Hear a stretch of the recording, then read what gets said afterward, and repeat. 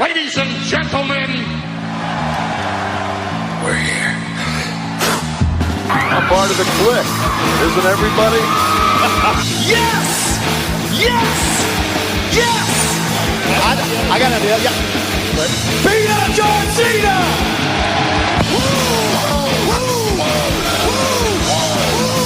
Give me a hell yeah! Oh, a little bit of the bubbly. Too sweet!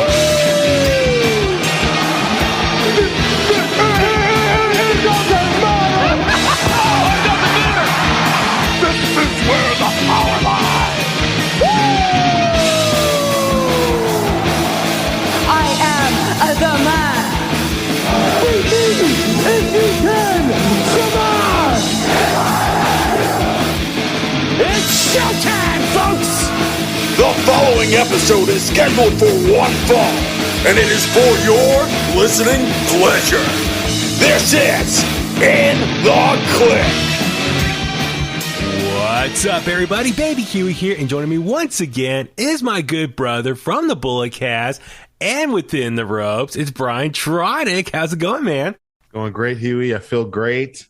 Lost a little more weight. I'm feeling like watered out, very lean, very slimmer. You know, I can move my arms and I feel good, man. Awesome, man. How are you? I'm good, man. Happy for you. No, actually, not to brag or anything, but I weighed myself today, and I finally hit the 30-pound mark. I finally, let's go. Yeah. So, I was a little worried, and rightfully so. I gained a few pounds after our trip to Dallas, Texas for WrestleMania 38. So here we are. That's okay. Yeah, so this episode, we're going to recap and review WrestleMania 38 live from AT&T Stadium in Dallas, Texas. You and I were out there for all the festivities, and sorry for the delay on getting this review out. We were very busy on site in Dallas, Texas, and then coming back, and I had to catch up on a bunch of things at work because I was gone for 4 days out of the office, so it was just a lot of catch up there. I had to do my taxes. Got my taxes done today, so nice. I can breathe a sigh of relief now. I'm all good, but I figure we should recap WrestleMania 38, night 1, night 2, and also just our experience from the media scrum, the media junket for WrestleMania, MLW, SmackDown, Hall of Fame, Raw After Mania. There's a lot of stuff I want to talk about. Oh, Stand Deliver, we could touch on that as well. So yeah, let's jump right into it. So Brian, I would love just get your initial thoughts, takeaways. This was your first WrestleMania traveling to one, correct? Yeah.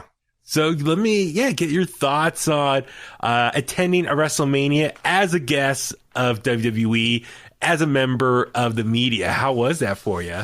It was great. It was a really different experience, different lens. Obviously, when you're so used to going to, just wrestling events or wrestling shows, as a normal fan, it's different. But yeah, it was definitely different. A great experience.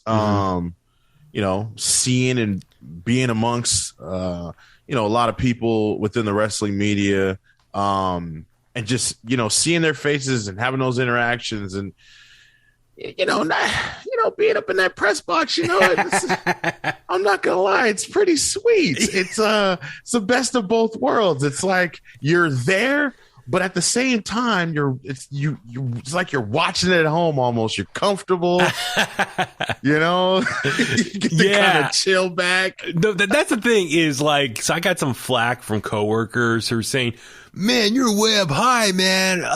Where were you sitting? Nosebleeds?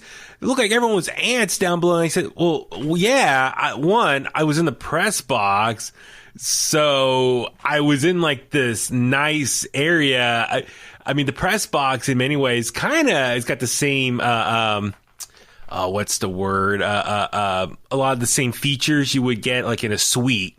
Yeah. If that makes sense. Mm-hmm. We got catering, we have free catering, free food and drink up there. Wi-Fi. The Wi-Fi was amazing. That's what it felt like to me. It felt like just a suite, like a big VIP section. Yeah. I mean, we had our own like working stations, the big long desks. We had each our own little reserved spot that we can do work from, do stuff on a computer or phone, and mingle with other press people, our own private restroom. The Mouth of the South, WWE Hall of Famer Jimmy Hart was our personal greeter when we came in. So like from that perspective, that made WrestleMania really enjoyable to watch. And also we had like TVs in there, so we got not only watch the action from up high, but we had the TVs in front of us so we can hear the commentary. It's a couple seconds delay, but more or less in real time as well. So you got kind of like the best of both worlds, as you said. Like, we're in there, we hear the fans' reaction to stuff, the WWE Universe, but we also get the commentary, and we're able to work. And, we are working. We're doing social media. For me, I was editing audio and putting stuff on the website, doing social media stuff, sharing the links. You, my friend, did a phenomenal job. I cannot stress enough, Brian.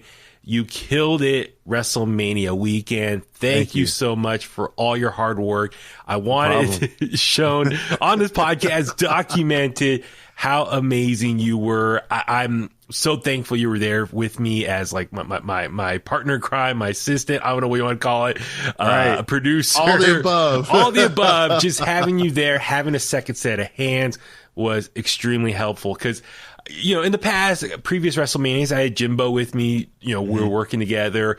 But then, last year when I went to Las Vegas to SummerSlam, I was by myself. So I was trying to do the media junket and all these other stuff by myself. And it's tough where you hit record and you got to run around in front of the screen, hit record on your recorder. It was just a lot. So having you there was extremely helpful for the media junket, which we'll touch on in a second. But for you, like I said, your social media documenting all the events, SmackDown, Hall of Fame, WrestleMania Night 1, NXT Stand Deliver earlier in the day, Night 2 of WrestleMania 38, Raw After Mania. You did an amazing job just documenting, tweeting it out, using the hashtags. I was doing my best to retweet everything so everyone can see what you're doing. So, I mean, I can't thank you enough from a social media standpoint, just documenting our weekend for us. So thank you again. Yeah, man. Thank you. And that's, again, whenever I go to a wrestling event, I that's one thing I love doing is I love tweeting. I love giving my reactions, my live reactions. And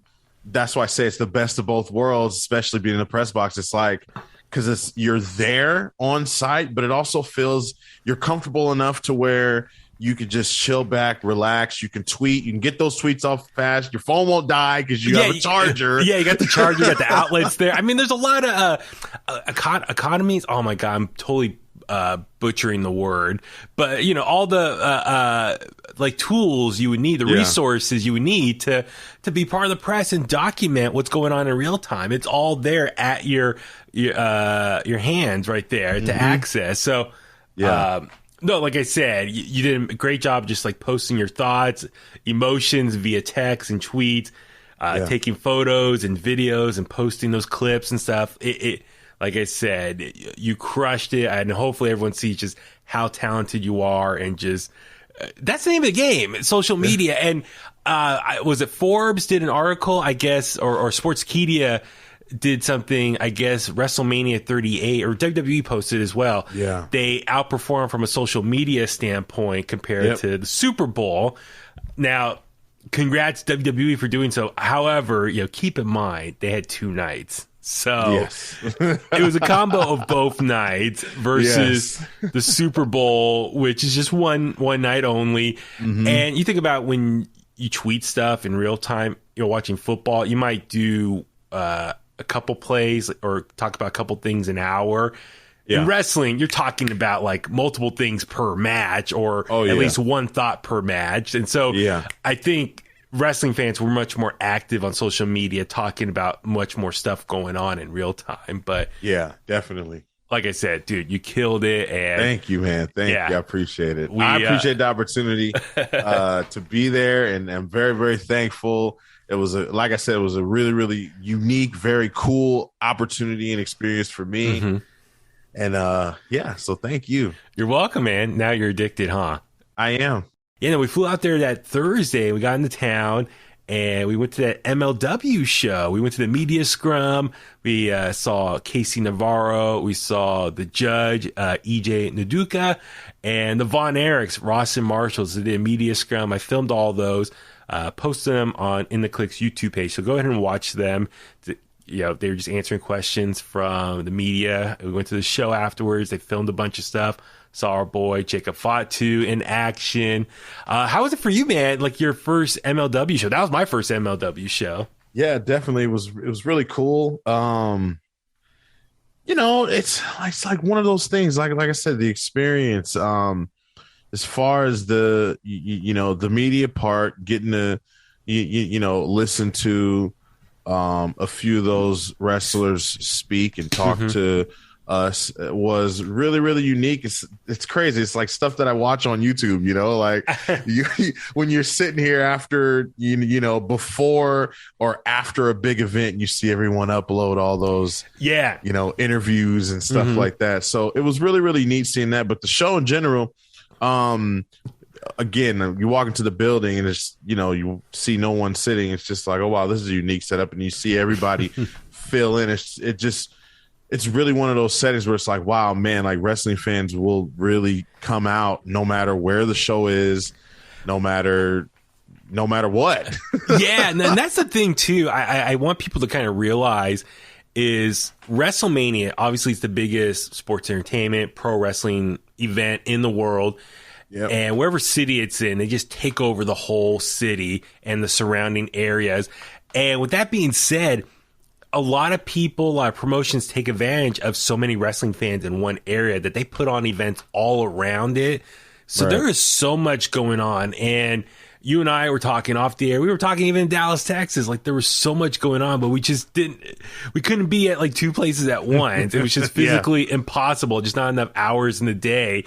But I really wanted to go to that MLW show because I've interviewed MLW people before. I liked the product. I really wanted to experience it in person.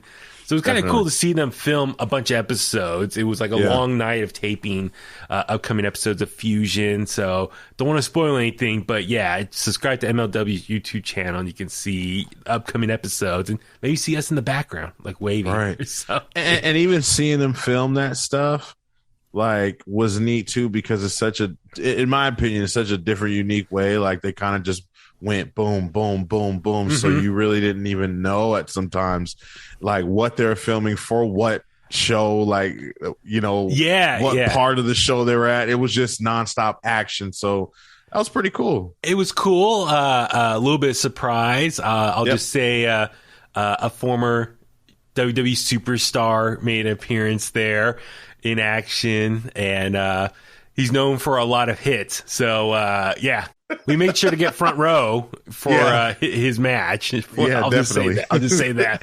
Wink, wink. Did that make sense? Hopefully that made sense. Without spoiling anything.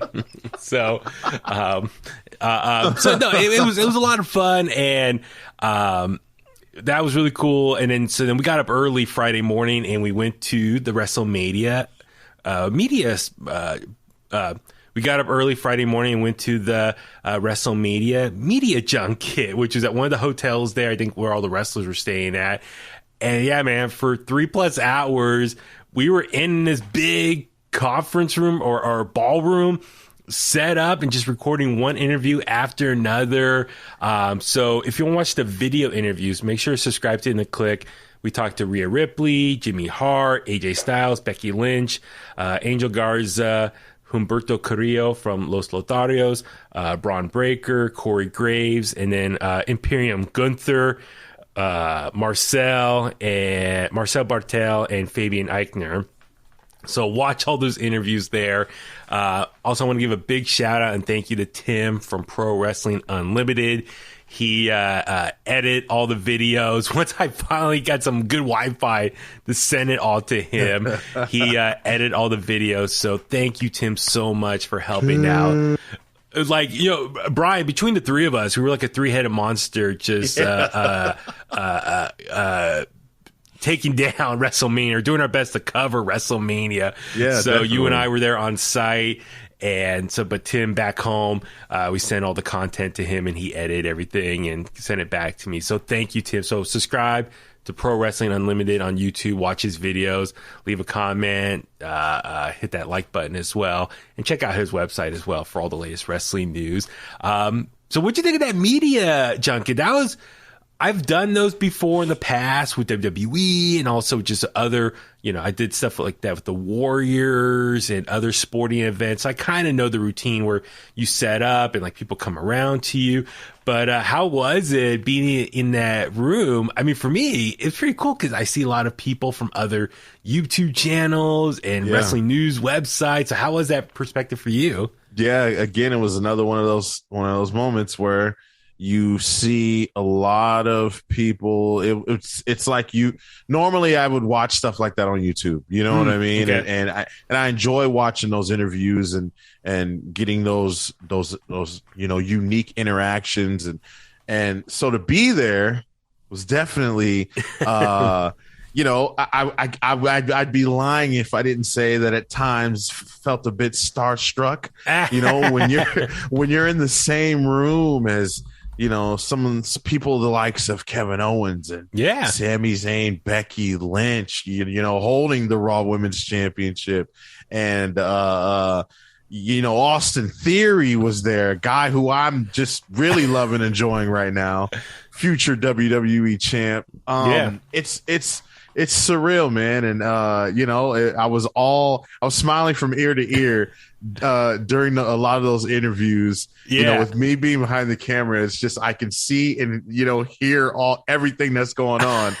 So it was just like, oh my, and then the whole thought in my head was like, one, it was like, okay, these interviews are going great. And then two, it's just like, oh my God, like, I can't believe, like, she looked at me. Becky Lynch looked at me. Like, oh my God, what?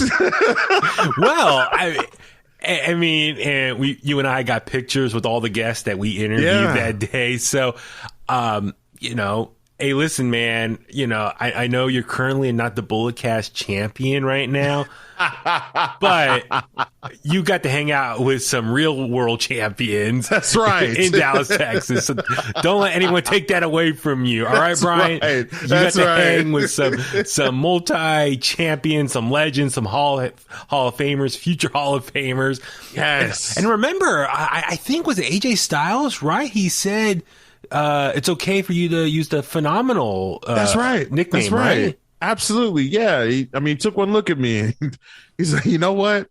You're phenomenal. I said, you know what, Mr. AJ Styles, thank you so much. I really appreciate that. So what's your full tagline now? Phenomenal? The phenomenal Troncasso. That's it. That's what it is right there. That's it. Yeah, and AJ Styles endorsed it. He too sweeted you.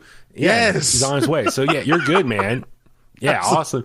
Becky Lynch said, you're the man too. So actually, Braun Breaker told Tommy, my brother, he's the man. He said he's the man. We were exchanging a lot of man stuff. So, I mean, for me, I was super happy to finally meet Gunther from NXT. So it was like looking in a mirror, man. It was like my twin brother. Like, that was the best photo. It was like, because we took the group photo with Imperium, and I said, Gunther, we got to do a photo, you and I together. And I told him at the beginning of the interview, I'm so happy to finally interview you because everyone says I look like you. We're the same height. He's much better in shape now. Congrats to him. And then we got to get similar haircuts. And so, finally getting that photo. I said, we got to take a photo together. So finally getting that photo together was awesome. And so, separated birth. We look like twin brothers. But then again, he's in such great shape now. And I'm on my way. I'm trying to get there. But for right now, it looks like a before and after photo. Like, I'm the before the weight loss. He's the after product. So I hope one day I lose enough weight, I get in shape that I can retake that photo with him at some point and get an updated version. Right. But no, it was cool. I mean, like, I was very happy with who we got to interview. I mean, I was happy we got Becky Lynch. You can argue is probably the biggest star in WWE right now besides Roman Reigns. But also just one of my all-time favorite wrestlers, AJ Styles. That was awesome. Gunther, like I said, Braun Breaker, because that's my brother Tommy's current favorite wrestler. So I was very happy. I was bummed. I really wanted to talk to Kevin Owens and Sami Zayn. They were both walking around, but there's so many outlets up against the wall, and everyone's just rotating, getting a turn with each person. And they told us in advance, we'll try to get you everyone, but we can't make any promises. And so there's so many of outlets there talking to everyone. So, cause I had my Stone Cold shirt under my college shirt, and I was going to take it off. So, you're wrestling my favorite wrestler this weekend. I'm representing him. I wanted to see what his reaction was. And I really want to talk to Sami Zayn because I know he's a big Punk and Ska fan. He loves Operation Ivy, and Operation Ivy had a little bit of a reunion last month, and I would love to get his thoughts about that. Just talk a little music, something different than what he's used to talking to. Who else was walking around? That Naomi was also there. Yes. Anyone else I'm missing? That was like a big name. That was like, I wish I could have. Oh yeah, Austin Theory. Yeah, that's Austin Theory was there. Austin Theory, I would love to talk to him because I really do think there's some big plans for him lined up. So would love to get someone, interview him. But then again, hopefully maybe one day we have another opportunity. But interviews turned out great. Like I said, go watch them. Brian, thank you again for hitting the record button on my phone, filming all that stuff. It was a lot of fun. I mean, I saw a lot of was it Brandon from Wrestling on Barstool Sports? He was in the pink jacket, down for a couple people from us. We had some French people next to us. So Kevin Owens went over there and was talking French to them because he is, French Canadian. That was trippy to listen to him speak French. Our boy Graham GSM Matthews from from Bleacher Report. He was there doing an amazing job. Sam Roberts was there. Sportskeeda. Sean Ross Sapp from Fightful. Denise Salcedo. So all the big names in the British guys. Alex McCarthy and Inside the Ropes. Those guys. Yes, that's right. Is it Talk Sports? Is that their official outlet? I think. I think so. Yeah. But everyone was there, and what's interesting was like I filmed our interviews on my iPhone 13. I think our videos turned out better quality than some other people who had like better big cameras, which is such a trip. I don't know, but anyway, iPhones do some crazy things. I know, man. Dude, everyone, so many people were filming stuff on phones now. It's amazing. But anyway, so much fun. We went to SmackDown later on that night. The WrestleMania edition of SmackDown. It was cool. The Andre the Giant Memorial Battle Royal. Saw Ciampa. So it was official. He's called up now. We saw him on Raw, or he was called up to Raw now as well. Let's see what else. Oh yeah, we saw Ricochet retain the IC title against Los Lotharios. But then afterwards was the Hall of Fame ceremony. That was truly awesome. What'd you think of how the whole Hall of Fame played out? I thought it was good, man. One thing that was crazy about being in attendance to that I guess dual event in SmackDown and Hall of Fame is that when SmackDown went off the air, you literally get to just stay where you're at. Yeah. You get to see, basically them set up for the Hall of Fame and get ready for it. You see all the superstars come and sit on the stage. Yeah. There was so many different chants started, so many different people like the Bella Twins and, Andrade was there with Charlotte. Yeah. Rey Mysterio and his family was there. Big Swole was there with Cedric Alexander, so that was cool. Triple H, Shawn Michaels, Linda McMahon, Stephanie. It was just crazy seeing everybody come out. Now, did this play accordingly as far as like people were freaking out because they saw a chair that said Austin or Steve Austin taped to it on a piece of paper, but I think that's where Kevin Owens sat. So I think Kevin Owens trolled the audience, thinking Stone Cold was going to come out and attend the Hall of Fame. But where he sat, I think that was that same chair. I didn't like. A friend of mine was on the floor and he took a photo of the chair. He's like, "Oh my God, Stone Cold's going to be here." And then when I looked and I saw Kevin Owens, I was like, oh, the Kevin Owens just played a trick on everyone. So, they took like a 15-minute intermission to kind of get everything set up. And then the Hall of Fame started, and like the Steiner brothers were up first, and you know, just so cool. Braun Breaker, Rick's son, inducted him. So it was like their first time really acknowledging that Braun Breaker is, you know, Rick Steiner's son. So that was kind of cool, and we see it playing out now in NXT 2.0. They're really pushing into that now. Scott Steiner with the hot mic. Yep. He joked on that, but I really enjoyed their acceptance speech. It was not too crazy. And then we saw Vader go in. His son and wife inducted him and got the crowd just chanting, "What time is it? Vader time." And we saw Queen Sharmell go in. Booker T inducted his wife. Dude, I think she was the most like eloquent, like well-spoken for that whole night. Would you say so? Yeah, definitely. It was almost, I don't know if she was reading off a teleprompter or what. It felt like that, but it was really good. It was very much in character with the mixture of that reality, because I know that, you know, everything she was saying, she meant it. She, you know, her and Booker, you know, Booker just emotional, you know, started tearing up standing next to her. That was really, really neat and really, really cool. And I'm glad she got the opportunity to, you know, she gave a shout out to the Nitro Girls. Yeah. That was really cool because, you know, I love the Nitro Girls. Yeah, me too, man. For a lot of guys, like puberty, we were out hitting puberty at that time. We love Nitro for that. As much as we love the NWO and DDP and Goldberg. We love the Nitro Girls, man. Yeah, definitely. As kids in middle school and high school, yeah, it was good times watching that. No, but she was so well spoken. I loved it. And then Shad Gaspard get the Warrior Award, and I mean, while it was very sad that he lost his life, but the fact his wife and son came out and the crowd was chanting, you know, Shad's a hero. Yeah. And like, it was emotional, man, because you feel so sad that he's no longer with us, but at least they're acknowledging that he's a hero. He saved his son from drowning. And it was cool. JTG came out and they did the Crime Time, like dance or what do you want to call it? Like handshake. Like a handshake. Yeah. Yeah. With his son, with Shad's son. So that was really cool. And then, am I missing anyone else before Undertaker?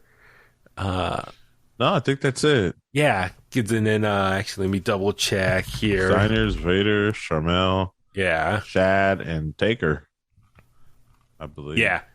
So, yeah, and then the man of the night where mostly everyone came for, the Undertaker, Vince McMahon comes out, gives a speech, and, you know, he didn't go too long. I thought it was pretty good. But then, what'd you think of Vince McMahon? It was cool seeing Vince McMahon in person. Yeah, it was neat. And again, it's one of those moments where you sit back and you go, I can't believe I'm here. You know, like Vince McMahon is here. Yeah. In getting ready to inducting the Undertaker, who you know is going to give a lengthy speech. So you're ready for that. You know, and before then, you know, all the greats, like we said, Sharmell and Shad and Steiners and Vader, and it's, you know, to top it off to end the night, it was you know, the Undertaker, and I thought Vince McMahon did a good job kind of helping him out by listing off a lot of his opponents. Yeah. Naming a lot of his opponents, you know, because you got to think like Taker, like, there's not enough time in the world for him to go in depth or to talk about, you know, the many rivalries he's had. You know, nowadays, you know, wrestlers don't really have very many rivalries, especially as much as Undertaker's had over the years, right? So Vince McMahon helped him out naming a lot of people, and then you know, Taker kind of took it away, headset style or seminar or TED Talk style. Or it was almost like going to church, like the way, you know, like those large churches where like the minister or whoever, priest or whoever, the host, you know, is on stage and walks all over the stage talking like one of those big church, mega churches settings. That's what it was like, kind of Undertaker. Or you know, it also felt like an Apple keynote. Like Tim Cook going up there and showing us the new Apple products. That's what Undertaker should have said. By the way, here's the new iPhone 14. I hope you rest in peace. but no, so yeah, he comes out and yeah, like they took the oh my God, the pedestal out that everyone else spoke in front of with the microphone. They cleared the way and they put like 3 different outfits, like his iconic outfits over his career in the ring. They kind of decorate with all like Undertaker gear. And then, he, with the headset on his, side of his cheek, he just went to town for 45 minutes, just talking about his career, some of his, friends from the business, favorite moments, people to thank from his family and friends. But it was an amazing experience. And here's the thing. I know there was so many other wrestling events going on at that same time. Yeah. And I've seen all the vlogs. People were all over the place. There's so much going on. Like I said earlier, we just couldn't physically get to it all. For me, my mentality is, we are more or less like guests of WWE for that weekend. So I make it a point to go to all the WWE events first priority. And if I have time to go anywhere else, then I will. But for me personally, I know the Hall of Fame can be hit or miss. It could be very long, a lot of talking. But this one I felt was really special. It was The Undertaker going in, someone from our childhood that we grew up with, one of our all-time favorite wrestlers. Yep. And then everyone that was in attendance, it was like the whole Attitude Era was sitting there. And I just felt it was really special to be in that moment, live and in person. How about you? Your thoughts on it? Okay. Yeah, it meant a lot to me, and like you said, there was a lot of stuff going on in the area. Obviously, you can't be everywhere all at once, but I definitely was satisfied with being there, in the building, witnessing Taker being inducted. In this case, in WWE, you might get inducted 1 or 2, maybe even 3 times, but Triple H is going to be a 3-time Hall of Famer at some point. Right. But The Undertaker, I mean, this is special, it was a long time coming and he deserves it. I mean, again, I think he's been a big part, again, being an Attitude Era, and even over the last few years, with his matches with Shawn and, giving us those, WrestleMania classics. Yeah. He really made, before the streak ended, WrestleMania was, I mean, if it wasn't the Money in the Bank ladder match you were most excited about, it was the streak going to be ended this time or not, so. Yeah. I mean, that's the thing is in that room was our childhood or the superstars that had such a big impact in our life as wrestling fans over the last 30 years, you can say. So it's cool. Like, not only Undertaker is such a special once in a lifetime moment to experience, but then everyone else in attendance, as you said, Triple H, Shawn Michaels, Godfather. It's just cool. Yeah. Like, Undertaker acknowledged like all the BSK crew there. So like, Godfather, like that's one of his closest friends, and the Godwins were there. The Godwins, that's right. And then Rikishi, and then obviously with the Samoan family, Yokozuna, all that connection there, and Triple H and Shawn Michaels, and just it was so awesome to be there with them in that room, and that like. You can't take that away. Like, there'll be other wrestling matches and shows down the road, but like to be in that once in a lifetime moment, I was very happy and glad we got to experience that. So, but Undertaker, I think between Vince McMahon and Undertaker, it was about an hour total. My buddy was telling me. So they went long, but Undertaker was awesome. And he was. I didn't realize he has a baby son, a new baby. Like, did you notice that? Like, he talked about his kids. So he has the oldest son from, I guess, his first wife or relationship, whatever. Right. And he has like 2 daughters, I think, with Sarah, if I remember correctly. I don't want to screw up the timeline, but I think he has some, other older children.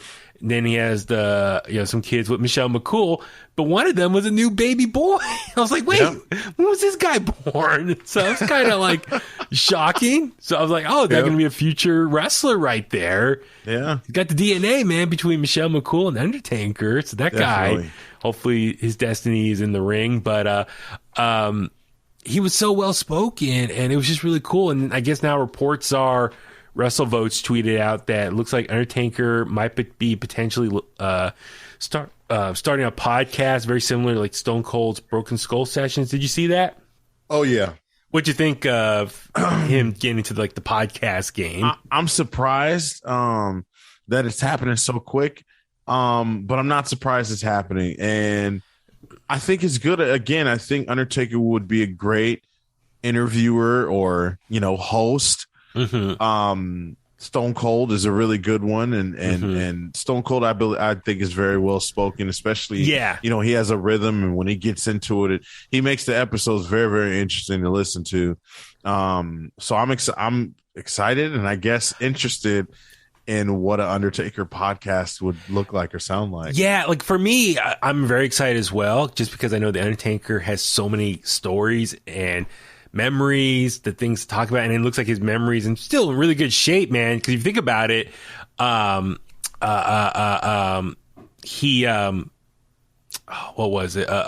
His documentary and stuff. He's referring to a lot of stuff, and then his 2 interviews with Stone Cold Steve Austin, he was breaking down so many different things throughout his career, so he remembers a lot of stuff. So, what better way to kind of get it like properly documented than in podcast form and video form. So I'm excited. My only thing is I don't want it to be like a direct copy of Broken Skull Sessions. I don't really want to see him maybe interviewing people. I rather have him maybe with a co-host, kind of like a Conrad Thompson.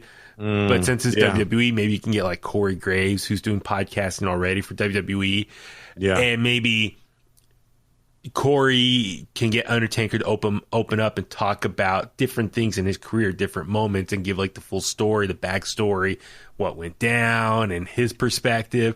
Or even better yet, if they do want to have guests on, maybe those guests can be like people involved in those segments or matches. So maybe like a Mick Foley or Kane.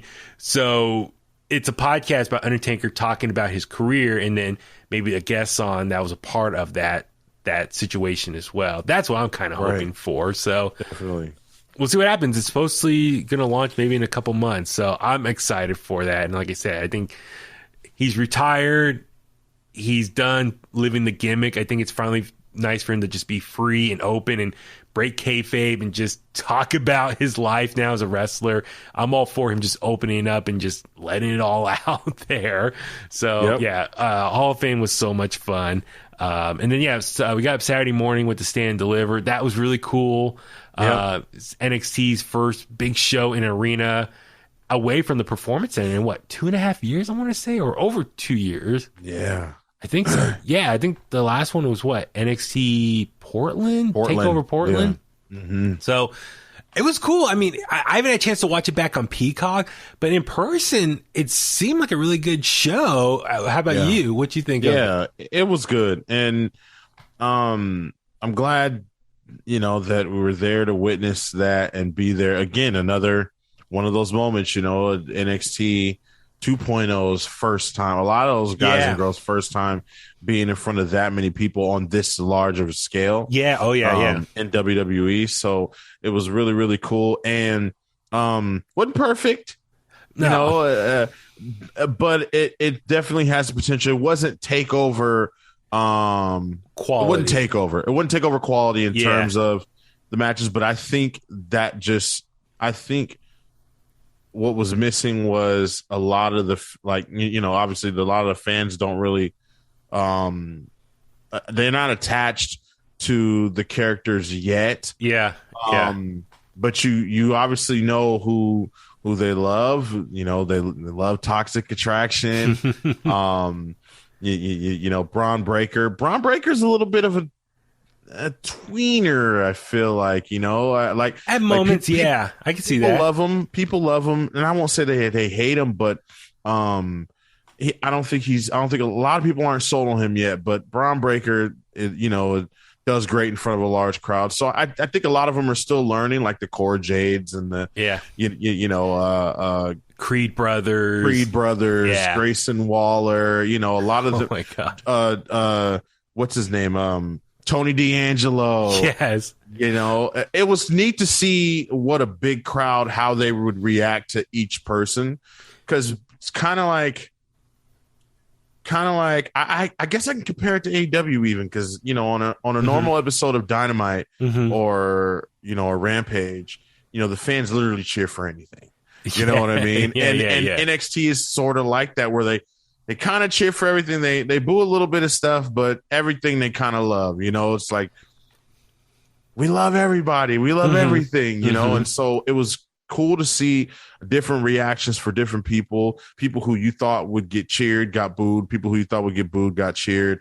So it's just like, okay, maybe they need to do a little more work. So yeah, it was interesting to see a lot of these people's first time performing on that larger scale. Yeah, and that's I'll tell you what, we can talk a little bit more about what happened there at Stand Deliver and kind of the fallout from the last couple of weeks.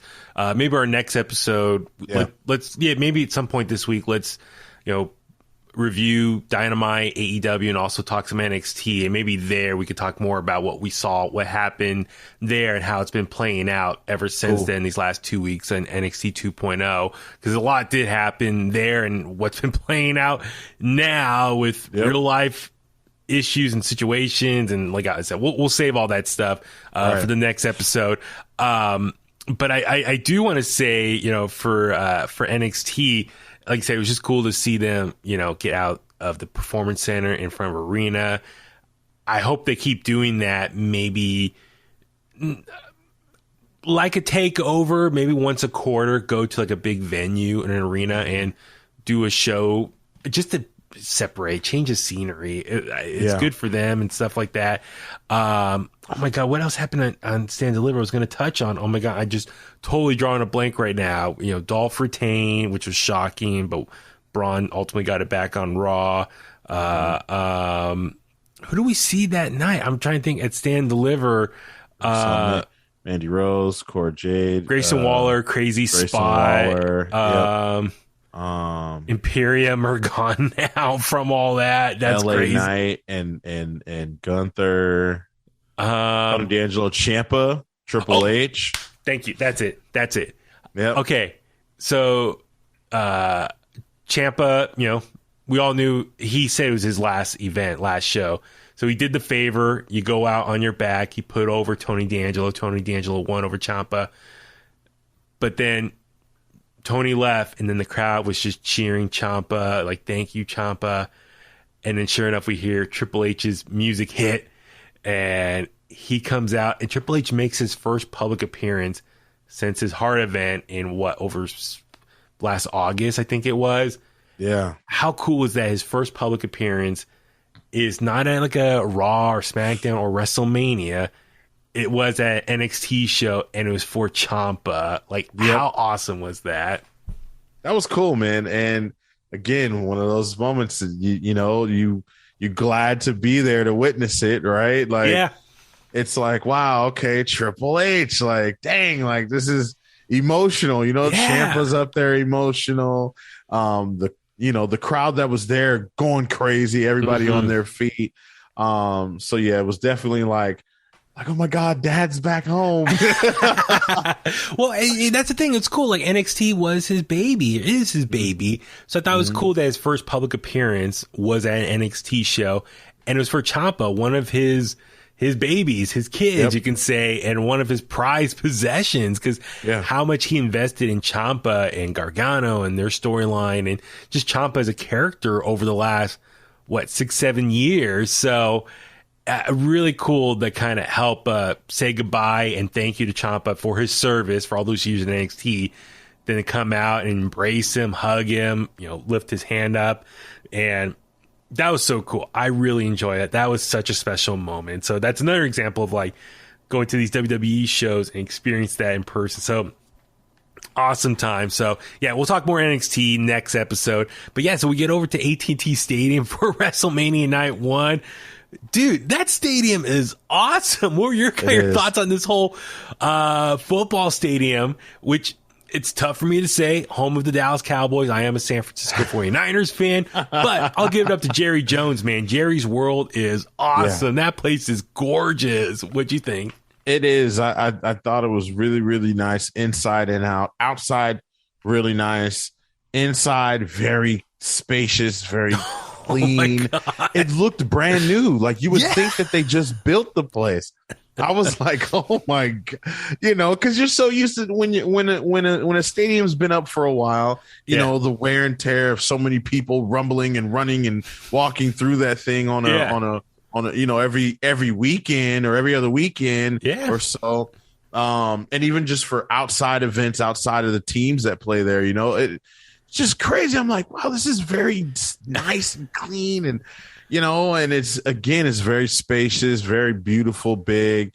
I couldn't believe it. Yeah. I mean, it was cool. Like the ballpark where the Texas Rangers play was over on the other side of the street. Yep. And I mean, I know we had parking, but that was one of the smoothest in and out of a parking lot I've ever been.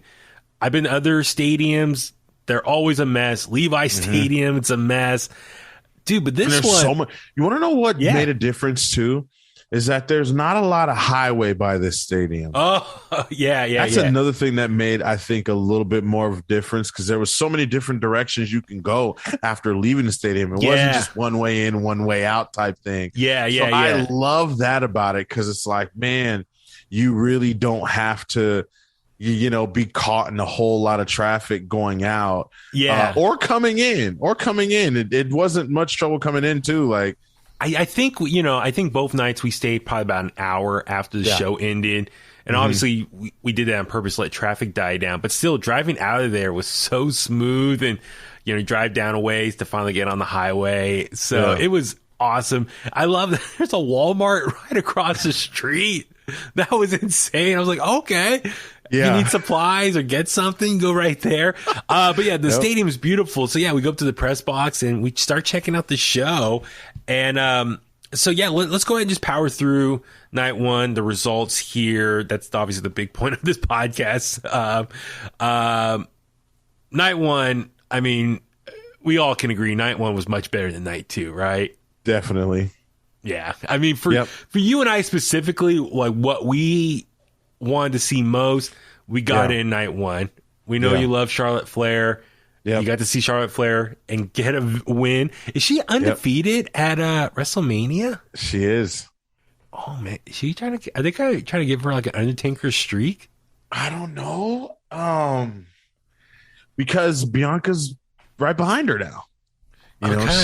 She's 2-0 herself at WrestleMania now. Both of them being championship wins. So I think that's a huge deal too. But for Charlotte, man, she just continues to surprise. Like, I'm not surprised. I'm surprised. I'm still surprised, but not surprised at the same time. Yeah. I know that probably didn't make sense, but oh my goodness. Like, I just love watching Charlotte, man, and being able to be there for a WrestleMania performance. Yeah. There's just nothing better than that. And then, we saw Cody Rhodes make his big return. Man. Now, actually, I'll save that because it was amazing how many people around us were still not sure who it was. I guess because you and I, we follow the dirt sheets and different shows and people talking about this. But there was a lot of people around us who had no idea who it was. So that was fascinating. But we'll get into that later on about talking about Cody. And obviously Stone Cold Steve Austin, like my all-time favorite wrestler. To finally watch him in person wrestle a match, I was very happy. So let's go into down this card. So the opening match was for the SmackDown tag titles. The Usos defending against Shinsuke Nakamura and Rick Boogs. Love Rick Boogs and Shinsuke's entrance, like was it Mike's Hard Lemonade inspired gear because they were a sponsor, I think. Yeah, that was pretty cool. Yeah, the orange and yellow. Their gear was cool. The entrance was cool. The graphics, the visuals seemed that's not one thing for me. WrestleMania, I'm the visuals guy. Like I love the visuals, the stage, the pyro, the just the overall look of WrestleMania and the gear. So. Yeah. To start it off like Nakamura and Rick Boogs did was pretty cool. Yeah, so it was cool seeing him come out, and then the match was a little short. It was barely 7 minutes. Unfortunately, Rick Boogs did get injured when he was trying to lift up both the Usos over his shoulders, and he tore his quad patella, something like that. So.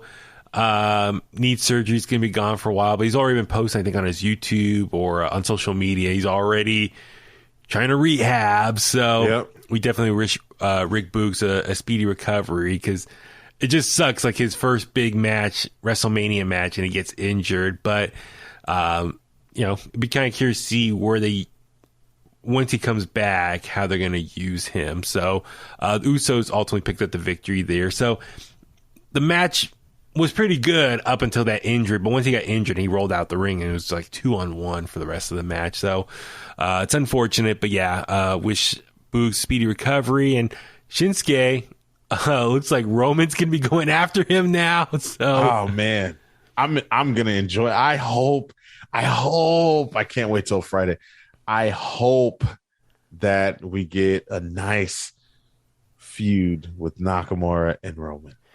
I saw people saying he's kind of getting the Cesaro treatment like Cesaro did a year ago. Kind of a guy I think the fans love, finally getting a push, but hopefully it's not more or less just to feed him to Roman. I mean, we know Roman's not losing the title anytime soon, but we'll see. No, but nonetheless, make him a believable, credible opponent for Roman. It should be a lot of fun. Next up, we saw Drew McIntyre take on Happy Corbin. The match itself actually played out. Listen, Happy Corbin, he's a good worker. Obviously, his gimmicks are hit or miss with the WWE universe. But the match was pretty hard hitting. The biggest takeaway, though, is Drew McIntyre kicked out of the End of Days. And no one's kicked out of the End of Days in 7 years? Is that right, Brian? Do you know about that stat?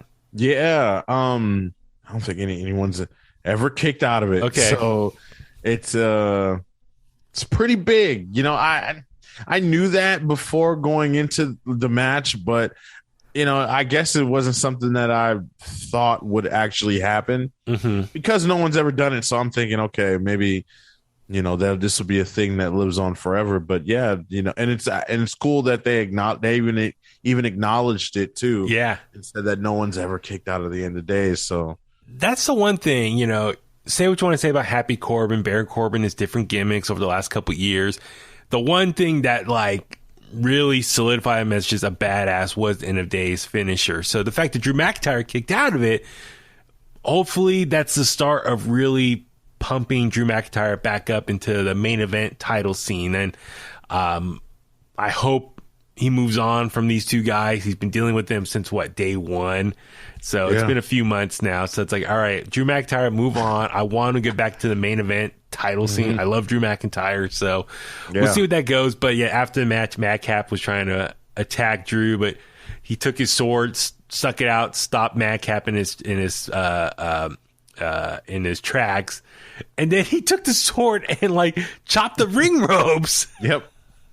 But when you see the replay, it was kind of funny because, it's not a real sword. And, it snapped the first two ropes. When it hit the bottom rope, then you see it bend, start wailing. So I was kind of funny. I was like, it's a prop sword, they're being safe. But visually, it was cool, though, him snapping the ropes like that or cutting the ropes like that. That was pretty cool. Next up, we saw the Mysterios take on Miz and Logan Paul in a tag team match.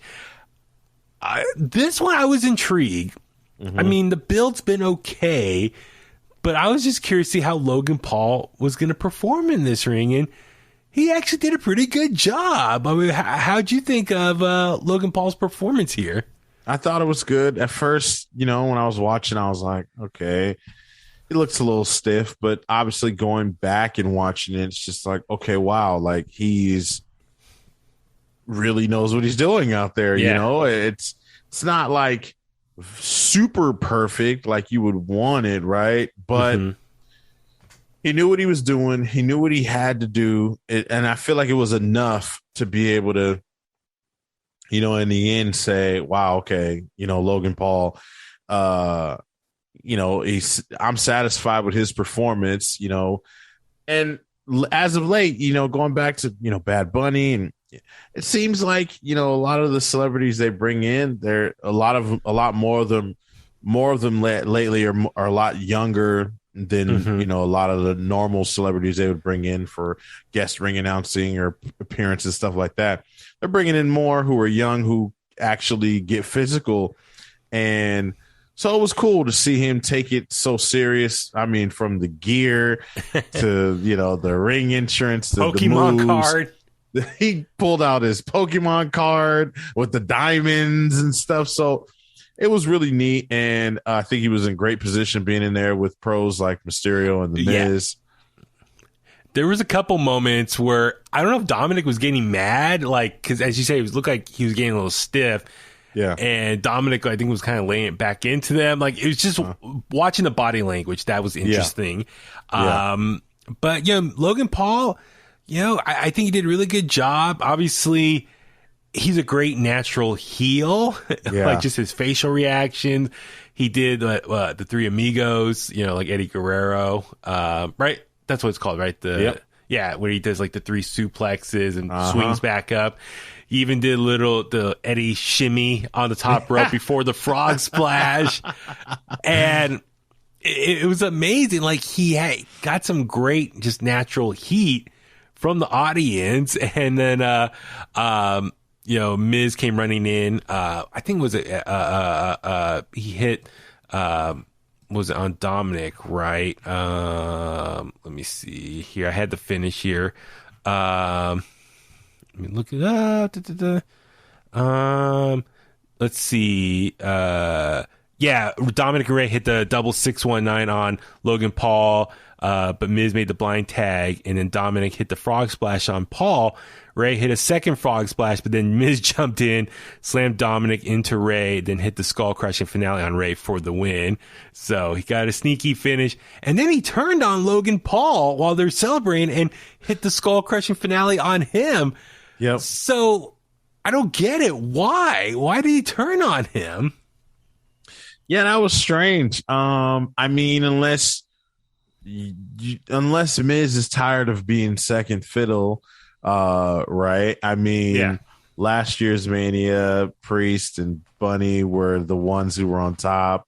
You can argue and say that most people were more excited about John Morrison being back than they were about the Miz. Okay. And I could be, you know, thinking too hard into it, but if I'm the Miz, I want my moment. Like, this is my moment. We won. I'm the one who picked up the victory. I pinned Mysterio. I carried this match. I'm a 2-time Grand Slam champion. Yes. But, so in doing so, is Logan Paul a babyface now? Like, that was my one little beef. I was like, oh man, Logan Paul is a good heel. But now you got to kind of cheer for him by way of just getting canceled out because the Miz attacked him. So you got to boo the Miz in that situation. So right, I think if we give it time, I think it'd be appropriate to bring you know, Logan Paul back and a potential match with the Miz. You know, set that up. Yeah, I think that's what ultimately is I think they like Logan Paul's in-ring work and they probably want to keep using him. So he made the appearance last year with Sami Zayn as his guest.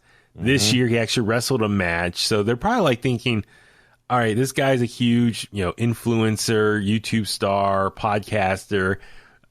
Let's ride this for as long as we can. And so I'm sure like we can get like, Miz versus Logan Paul down the road. Maybe WrestleMania Backlash. They haven't announced anything yet, but I think that's what they're kind of going with this. It's like, okay, let's make him babyface and let's use him for as long as we can.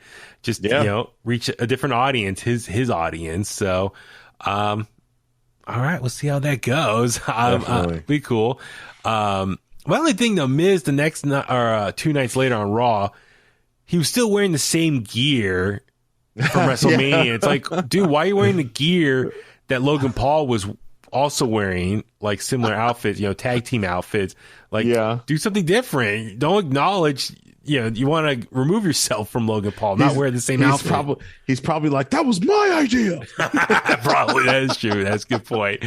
Next up, I would kind of say maybe match of the weekend. I look at your thoughts. Bianca Belair taking on Becky Lynch for the Raw Women's Championship. This almost went 20 minutes.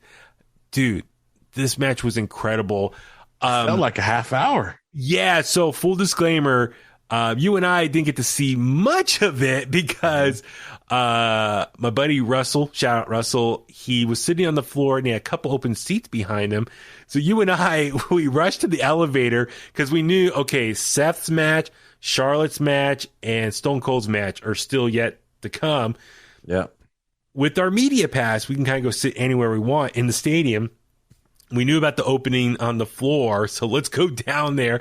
So we had to rush to the elevator, take the elevator down. That's a whole long process.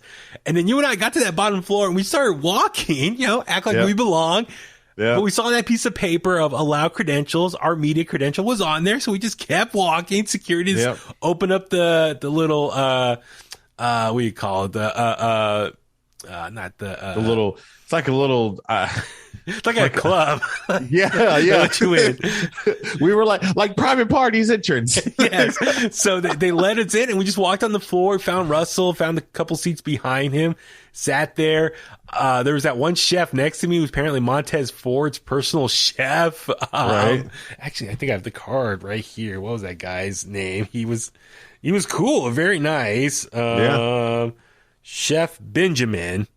Mm-hmm. Tell me he's a big TikTok star, and you looked it up. So yeah, Chef Benjamin. Check out Chef Benjamin. He was sitting next to us. He had his WWE title and stuff. So we got down to the floor, and we were much closer to the ring, and therefore we caught the tail end of Bianca Belair and Becky Lynch's match. But dude, I love this match as far as like the intensity, like early on, like how much they were going back and forth, and I love that like Becky was getting like desperate. She was getting frustrated that she could not pin Bianca Belair, and then Bianca was just out wrestling her, or she was just a much more superior athlete that she was easily countering and fighting back from everything Becky was throwing at her. Did you notice that ring psychology? Yeah, and this definitely plays on everything Bianca Belair says she is. The roughest, the toughest. The greatest, the fastest, everything that she says, it definitely, you can see that, during this match, she's putting it on display. She's showing it, everything Becky's throwing at her. Bianca Belair is, coming back with, a lot more. And it was a great story being told. It was almost like it was too much for Becky to handle. Not that Becky's not great or not capable of beating Bianca Belair, but in this match, you could definitely tell that Bianca Belair was definitely not going to let what happened to her at SummerSlam happen again. And it definitely shows that, hey, if Bianca Belair, when she's focused, when she's not caught off guard, when she's not distracted, put her in the ring with anybody one-on-one, she's going to do everything in her power to outperform them, outshine them in every single possible way. So this is one of the matches that I didn't expect to be this good. I honestly thought they were going to go the whole route of maybe she'll beat Becky in 24 seconds or something, and okay, this is just, they're going to rush. Okay, this is going to be Bianca's moment. Here you go, you get your title back. But this was an actual wrestling match, a WrestleMania caliber match, and honestly, I don't think it's being talked about as much as it should. And I get it, being on the same card with Seth and being on the same card with Austin, it's kind of hard. Charlotte Flair, of course, being on the same card with her. No, that's the thing. This match was so good, and like because I watched it back on Peacock when I got home. And I really like the psychology and just how frustrated Becky was. I like how the match even started, where Becky tried to go for the manhandle slam again. Bianca countered right away, kind of knew it was coming. But then Becky somehow got the manhandle slam off again, went for the pin, but then Bianca kicked out. So I like that beginning. It was like a callback to SummerSlam, but yet Bianca still managed to fight her way out of it. And then, throughout the whole match, just Bianca was taking everything Becky was throwing at her and was overcoming it and showing her athleticism, her strength, all that stuff. It was an amazing match from a storytelling standpoint. And then at the finish there, Bianca's trying to get up. Becky went for the manhandle slam off that middle rope in the corner. And I like how Bianca avoided it with the backflip. And she hit the KOD on Becky Lynch. She was sort of playing possum in that moment too. Okay, you could tell like call. Becky was dragging her to the corner, trying to hit the manhandle slam, and then she kind of like blocked it and hit the backflip. That was really nice. And then hit the KOD for the win. And Bianca is your new Raw Women's Champion. So I guess 3 years plus of Becky being undefeated. If you take out the almost year and a half of being pregnant and giving birth and being a mom. But outside of that, she's been undefeated for a very long time between the Raw and SmackDown titles. So awesome job. Awesome match. And I can see why a lot of people think that could be the match of the weekend. So it was so good. So I'm very happy for Bianca Belair. And, thank you, Becky Lynch. I give her credit. A lot of people did not want to see her be a heel when she returned at SummerSlam, and the reports are she was kind of like made into being a heel, but she made it work still, and it just shows how talented Becky Lynch is. That even though everyone wants her to be a babyface and everyone loves her still, she made being a heel work, and just both ladies, kudos to both of them.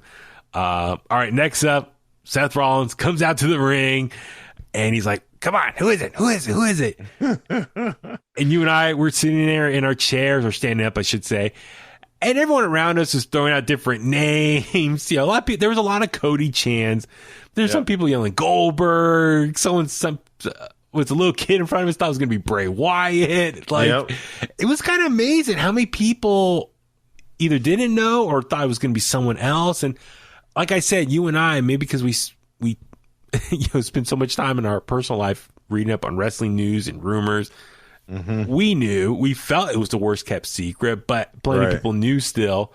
But then the lights go out, or the fireworks, the lights go out, then you hear doo doo, and then wrestling has more than one royal family, and then downstate kicks in. Sure enough, it's Cody Rhodes. I posted my video, my reaction on my Instagram at Baby Huey 83 if you want to watch it. But I geeked out super hard. Yeah, I was so happy.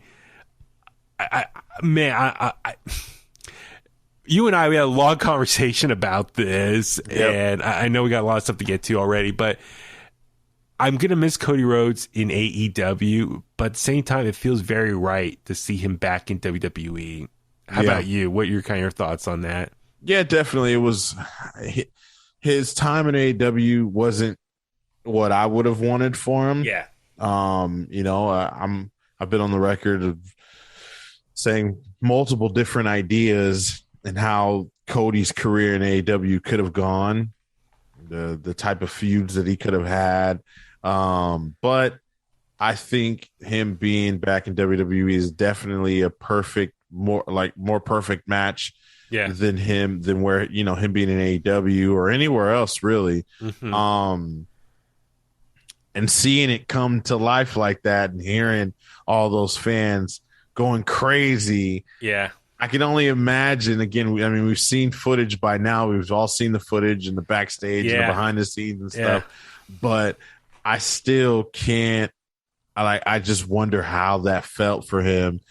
Considering his exit in AEW wasn't, his last match, wasn't really, the fans weren't really on his side. It was like a back and forth mixed reaction on a weekly basis when he was there. Even when he would go away for a month or two and come back, it's sort of like, but this feels like it's more at home for him. And even just, the kind of superstar he is, wrestler, whatever you want to call it, You know, the way he cuts his promos, the way he wrestles, everything about him screams WWE. So it was perfect. The entrance was great. It's okay. I tell you what, I'm already kind of planning out our week. Maybe at some point, maybe this weekend, you and I can do Raw and SmackDown talk. Mm-hmm. We could talk more about Cody Rhodes because we got to see him at the Raw After Mania on a dark match, and then we see what he did this week with The Miz. Right. I feel like that's a bigger discussion I want to get into with you. So maybe let's hold off for another future episode. Okay. For here, it's pretty amazing as far as literally they just grabbed him from AEW, dropped him in WWE. What you saw 6 weeks ago with his last match, against Sammy Guevara, TNT Championship, it's the same thing on a WWE stage. Like, it's amazing. They literally did not change one thing. Yep. Same ring gear, jacket, music, graphics that they're using on the screen. American Nightmare, calling by the same name. Yep. It literally is the exact same presentation. I am shocked by that. How often does that happen that WWE signs someone from another company? It keeps the exact same look. I mean, I was trying to think in my head. It's less than a handful. Ric Flair, when Ric Flair came in 92, he looked the same as he was in WCW and NWA. Maybe Goldberg, when Goldberg came, I mean, more or less same presentation. He got a little different trunks then, but that's just the trunks that were different. Like the half black, half white. But I'm trying to think anyone else that came over from somewhere else and got the same exact presentation. I'm trying to think in the Attitude Era. Jericho got new music. Yeah. I'm trying to think. Like, that's such a rare situation. Like, I'm happy. I'm extremely happy for him that we got the same exact thing. So that's what's cool. So we'll talk more Cody Rhodes, next episode. But the match itself, dude, this match was really good. Like, we were on the floor watching this. My brother watched it and he was texting me how much he loved it. He loved Cody's arm drags, reminding him of Ricky the Dragon Steamboat in New Japan. Was he texting you, Tom? He told me he was texting you some stuff about. Yeah. Okay. Yep. This is another big contender for match of the weekend. What'd you think of this match? I thought it was good. Like I said, it was perfect position for Cody to be in. Thought it was a perfect opponent for Seth Rollins. Again, another story being told without, even if there is no story, right? You just feel the emotions, like you feel it. Cody Rhodes being back for the first time in 6 years, something like that. Seth Rollins, who has been on record, he's waved the WWE flag several times, since the existence of AEW, and for Cody to come in and kind of answer that challenge or whatever, selected from Vince McMahon, selected from Vince McMahon, and given Seth Rollins his WrestleMania match, and for them to go out there and kill it again. It's one of those matches where I don't know how to explain it. It's a good wrestling match, but it's a good sports entertainment match too. Like, and a lot of people say it's the same thing. And while I do agree with that to a degree, I just feel like Cody and Seth gave you wrestling, but they also gave you that WWE entertainment, feel. I don't know how to explain it. Like, it's just it's like, it's not like watching any other wrestling. Watching WWE is not like watching any other just old fashioned wrestling match. It's more dramatic, more, again, from the ring gear, the entrances to the facial expressions.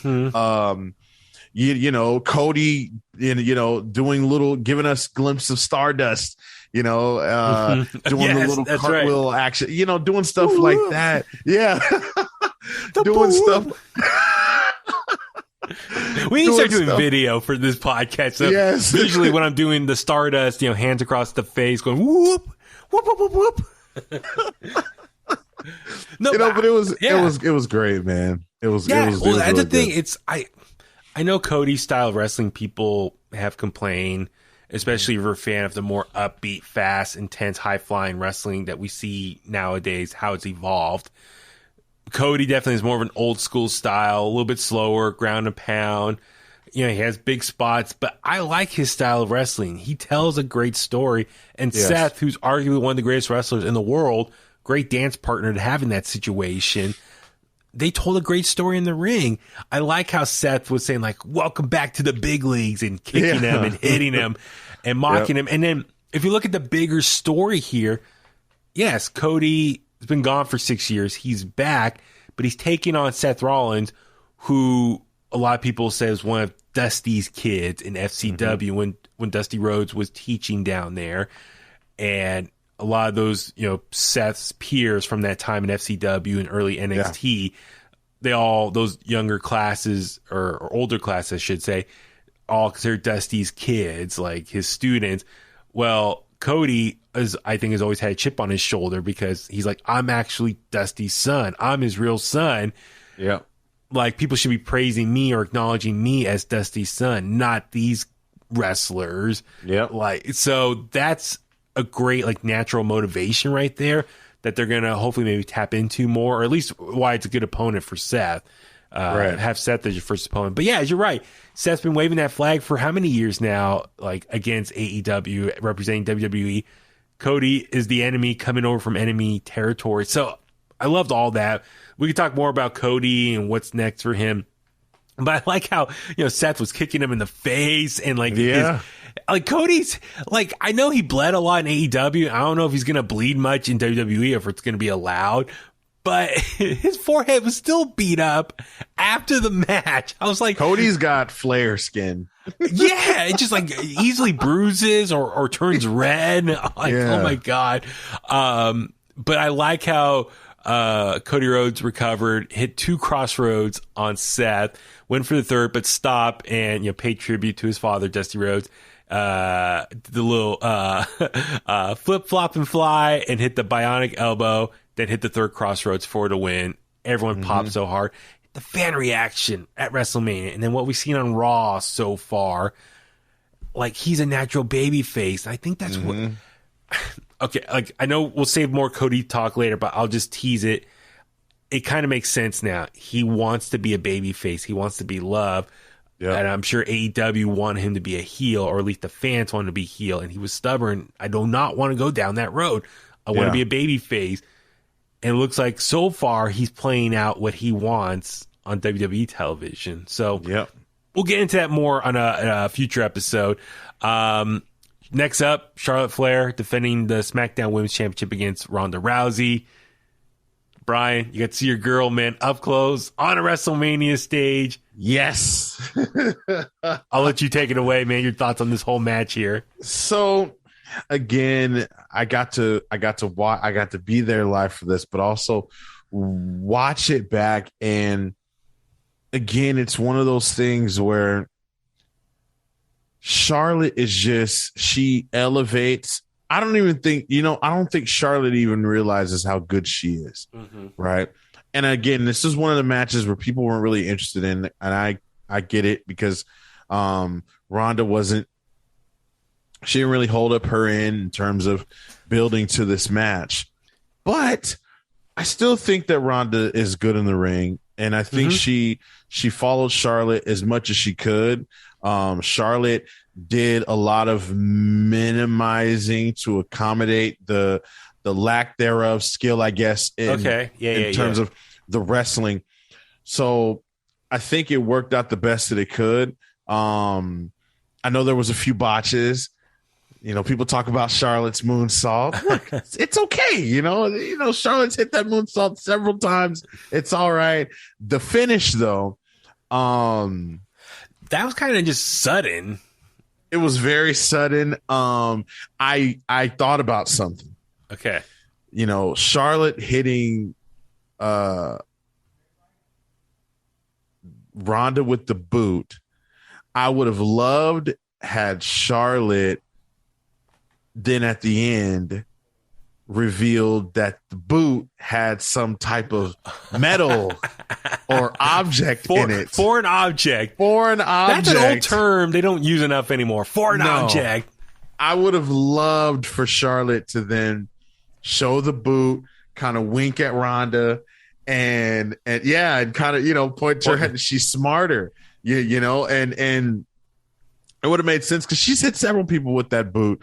And it hasn't, even though it was off guard, I get it. But like you said, it was very sudden and it just didn't make sense for someone like Ronda Rousey to. But then again, it kind of does because Ronda Rousey's got knocked out before. Yeah. Right?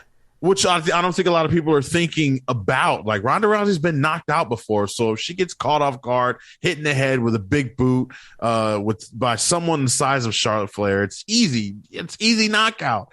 But I would have loved them to tell that little story just a little better.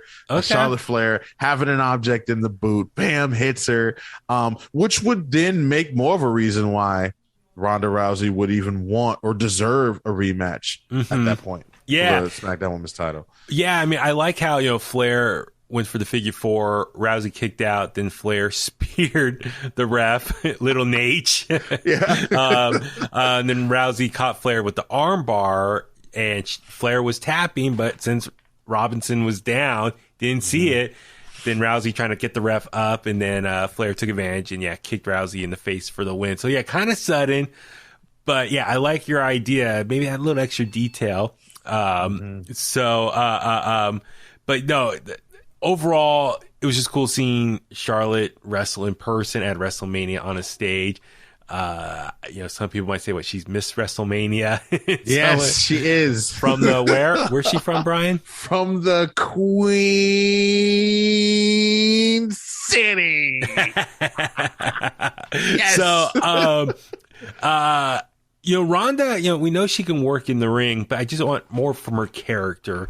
Yeah. Like, I give Charlotte so much credit for carrying this feud for the last few weeks on SmackDown, doing an amazing job on the mic. Ronda's mic skills are just very flat to me at times. I want more energy, more charisma, just more from her character work. So hopefully that's something they can work on more, as now we know there's going to be a rematch at WrestleMania Backlash next month in May. So, so Charlotte won. Congrats. Also, before that match, they did have the Hall of Famers come back out one more time. So that was cool. Seeing Undertaker one more time, getting the crowd pop from the reaction from the WWE Universe. All right, main event time. The KO show with Stone Cold Steve Austin. What I've been waiting for the last few weeks. Kevin Owens comes out, has the setup there, the KO show. I love how he just starts talking crap about Texas once again, how much he hates it more since he's been in town again. Sure enough, Stone Cold's music hits. He comes down, stops, gets on one ATV, rides it down to the ring, goes around the ring a few times, goes in the ring. They have, back and forth in the ring. And KO says, even though I'm injured, my back hurts, I tricked you. I want to have a match with you. We're going to have a match. And then Stone Cold's like, you know what? Hey, I had my first match in Dallas, Texas. I think I should have my last match in Dallas, Texas. And, of course, he asked the crowd, what? Do you want to see Stone Cold wrestle one more match? Hell yeah. Give me a hell yeah. Hell yeah. What? I didn't hear you. Hell yeah. And then he said, he was going to say, what, goddamn? But he stopped himself and just says, get a rev. Yeah. Can you not say goddamn in Texas? I don't know. I was just kind of caught off guard. Because at first I thought the mic went out. But then when I watch it back, he just stopped himself from saying goddamn. So the ref comes out, Stone Cold, he gets in the corner and old school Stone Cold, getting psyched up for the match. And then we hear the bell, ding, ding, ding. And the match starts. And, they go up in showdowns face to face in the middle of the ring. And all of a sudden they turn into a hockey fight. And I've seen Stone Cold throwing his Haymakers. Boom, boom. And I was like, oh my God, I'm flipping out here. I'm watching Stone Cold wrestle in a match. It's incredible. And just seeing all that stuff from the 90s and early 2000s right in front of me. That was what's so cool about that. And, he's just wailing away and they're going back and forth. And then they go outside the ring. Oh yeah, and then Kevin said, no holds barred match. So, which is perfect because they can kill time, they can cover maybe what Stone Cold kind of lacks at his older age outside the ring, and they can like do table spots and spots around the arena, and it won't get DQ'd. So no holds barred match is perfect for like older wrestlers. So they go outside. Stone Cold keeps getting beer to like stay hydrated.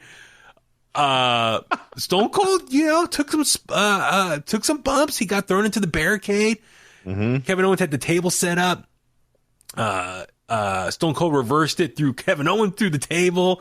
They go over the barricade. They go up through the audience. They were not too far from us. Right.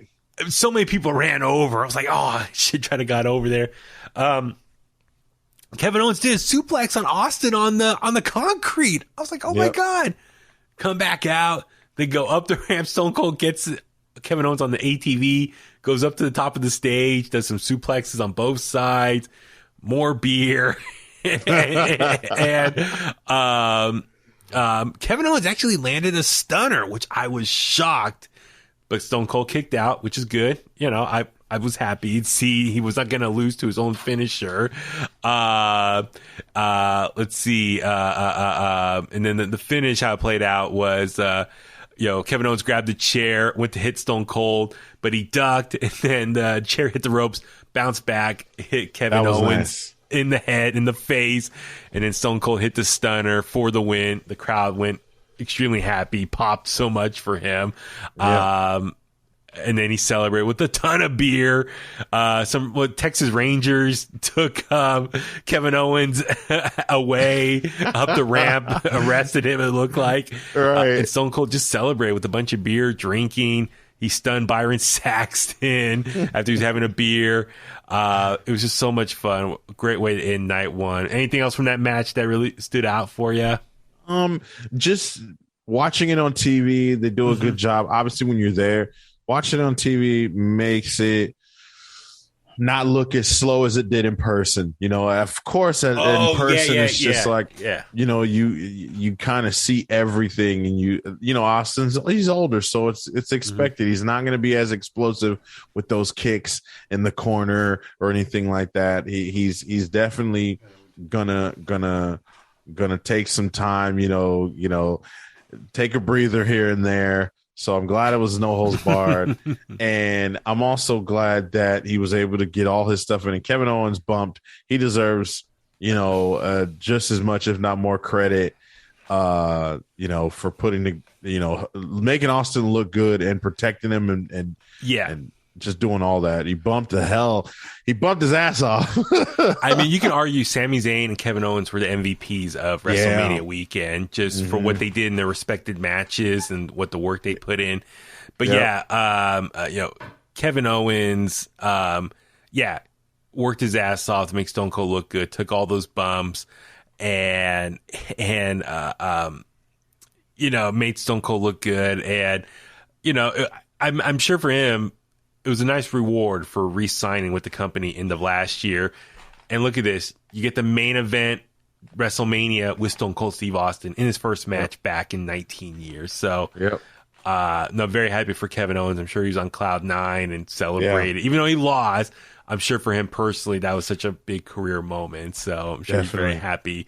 Definitely. 19 years. Speaking of 19, you can see us on the playback of night one at 3 hours and 19 minutes. I know. Right? I rewatched it with my dad and I saw it and I paused it. So if you look closely, I think it's when Stone Cold comes to the ring during the KO show.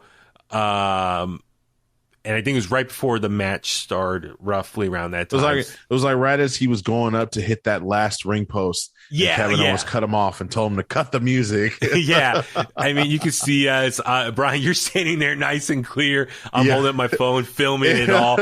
And there's the little kid with his mom getting all excited. They were awesome to see such good spirits all night. But you can see us. I got to screenshot that somehow and post that. So at some point I'll do it. Or if one of the Kliqsters want to do it to us, that'd be awesome.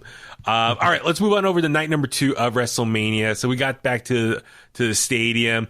First match for the Raw tag team titles, RK Bro, triple threat against Street Profits, Alpha Academy. Fun match. I see a lot of people say, oh, this is something you just could have saw on Monday Night Raw. I don't get when people use that phrase for that form of criticism. I feel like, well, yeah, what are you expecting to do on this show different than Raw? Like more high-flying, death-defying moves? Right. Like, or putting their bodies at extra risk? I don't get it. The match was still very entertaining. Right. I look at it like, you've seen, like if you're watching a basketball game or even a football game, you've seen these teams play each other, multiple times. You may see one team play another team during a season and then them play each other in the playoffs and or the Super Bowl. There's different, stakes. Okay. Different stakes, different mentality. You're on the grandest stage. You're in front of, thousands of people, millions of people all around the world watching, so it's just, you're on a bigger scale. So I feel like, yeah, when they run certain matches back on pay-per-view or on WrestleMania to be specific, it's like it means a little bit more, the pressure's on, especially for the champion. Like, it may be easier for a champion to win in whatever town on a normal Monday Night Raw or SmackDown, but WrestleMania, who knows? They might not be the good guys or the fan favorites or, whatever. Okay, well, I get what you're saying then as far as, I think part of it is just a little burnout. How many matches with various combos of these same teams we've seen for the last 4-6 weeks? So I think there's just that fatigue aspect. Like, we've seen them wrestle so many times. Mm-hmm. So by the time we get to the pay-per-view, or premium live event, WrestleMania, it's like, okay, we've seen this before. Now, granted, I think with Raw or SmackDown, you can kind of go through the motions a little bit and save your big stuff for WrestleMania. And we did see some big stuff here. Montez flying over the corner post to the outside, landing on everyone out there. Chad Gable flying the moonsault on the outside.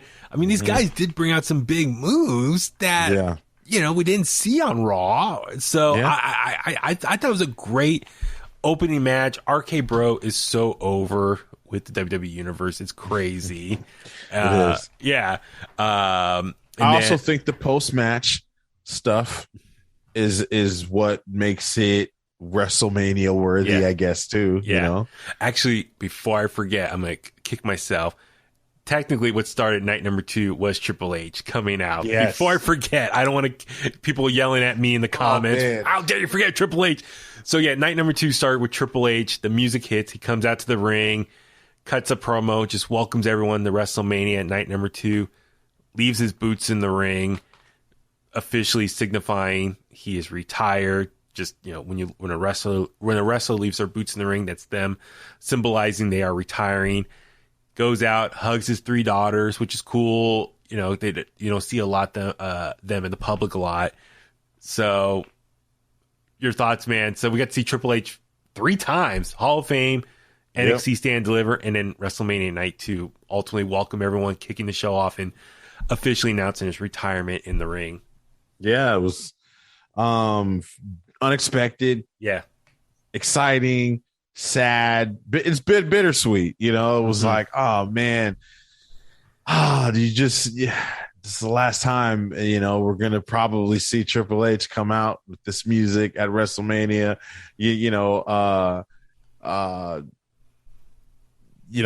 the whole gimmick, the water, everything, the whole entrance. It was really, really cool. I wasn't expecting it though. Night 2. To start off like that, again, like you said, 3 times, Hall of Fame, then Stand and Deliver, and then WrestleMania. It's just like, okay, he really did the rounds. He made sure he, came out for NXT. He made sure that he was, there front and center for Taker. And then, before we get started with the big one, night 2 of WrestleMania, I'm going to go out and say thank you and welcome everyone to WrestleMania. Yeah, so that was cool. And then, okay, so jumping back to the tag team match. So Montez Ford went to the top, but Riddle brought him down with an RKO. Chad Gable came off the top rope. Orton hit him with an RKO for the pinfall. So we saw double RKOs. Yep. RK Bro retains the Raw tag team titles. Crowd loved it. Like I said, they're so over. But Gable Steveson was ringside. He was also there night one. Stephanie McMahon brought him out. Night number 2's there ringside. Now, even though Street Profits lost, Montez Ford brought some drink out, and they're celebrating. They offered a drink to Gable Steveson. They told him to come over the barricade, come in the ring. They're celebrating. Chad Gable slaps the cup away, and he says, don't drink in front of me. I'm an Olympic wrestler as well. Yeah. And then Chad told him to shush. Then Gable Steveson took the mic and gave Chad over the head suplex. And then Steveson actually did toast with with Street Profits and Arcade Bro. So the beginning, his first moment with WWE, hopefully the launch of many more, and was it Corey Graves? I think you caught that. Said, we should be seeing a lot more moments from him at WrestleMania. I'm paraphrasing there, but yeah, man, looking forward to see what he could do. He's done with college. He won his last tournament. He's officially done. So I don't know when's the plan for him to actually debut in WWE, but he was drafted to Raw. So we'll see where that goes. Next up, a match I was looking forward to: Bobby Lashley versus Omaze. Going into this, I don't know if I said this in the podcast or not. They were kind of building it up. I thought it was going to be like Hulk Hogan versus Andre the Giant, as far as Omaze's big giant. Can they say he's never taken off his feet? Can Bobby Lashley do that? So much I felt like a callback to Andre versus Hulk Hogan, even though we know Andre's been knocked off his feet many times in AWA before WWE. But regardless, the match wasn't super long, but Bobby Lashley did pick up the victory. He hit the spear. He didn't hit a body slam. I thought he was going to body slam him like what Hulk did to Andre. Right. But Lashley got out of the bear hug, hit the snap vertical suplex, and then Lashley hit the spear to the back, followed by a regular spear for the win over Omaze. So Omaze got his first loss here. Singles loss. Bobby Lashley wins, big babyface victory, and then ultimately saw on Raw MVP turn on him, is now aligning himself with Omaze. Very much a callback to me, like Paul Heyman leaving Brock Lesnar to go with the Big Show. Yeah, definitely. So what'd you think about this match, and now MVP joining up with Omaze? It was good. I definitely think that it would have benefited more for that to happen at WrestleMania. I don't know. I don't know if they had time for too many moments happening, but it would have benefited to have MVP be ringside with Lashley, have Lashley pick up that win, and then after MVP turn on Lashley, have Omaze, 'cause that's a big spot for Omaze to be in too. That a lot of people was talking crap about Omaze, but you guys, some people got to understand, like, they believe in Omaze, and you got to respect it. Like, you may not like him, you may think he's blah, or but you got to give some people time to develop and really find their way. Not everyone's going to have that undeniable straight up talent from the gate. Like we're so used to seeing all these different athletes come in and out of, pro wrestling. He hasn't been wrestling for 15 years. So sorry, he's not going to be AJ Styles. But, he did have an opportunity. By the way, AJ Styles, friend of the show. Your friend.